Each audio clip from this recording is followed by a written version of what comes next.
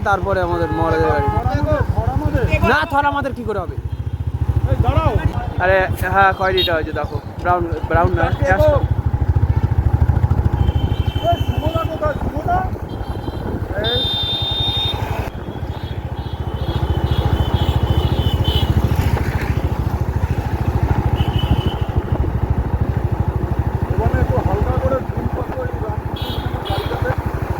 Headmaster মাঝখানে দাঁড়িয়ে আছে।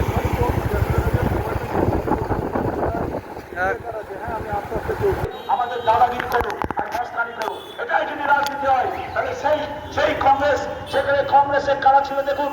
নেতাজি সুভাষ চন্দ্র বোস তো দুবারে অল ইন্ডিয়া প্রেসিডেন্ট ছিলেন 1930 এবং আমি কথা বলছি সিআরডি পরবর্তীতে যোগী হয়েছেন, 4 বছর জেলে ছিলেন। ভারতবর্ষের স্বাধীনতা সংগ্রামের যারা অগ্রণী ভূমিকা ছিল। তারপরে আপনারা দেখুন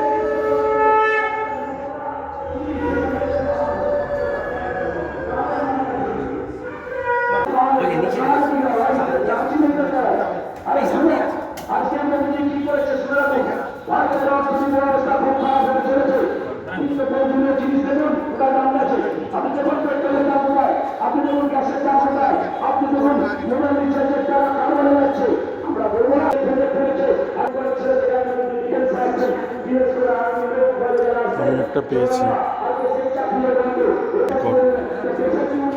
বেরোবি 2 মিনিট ওয়েট করেছে।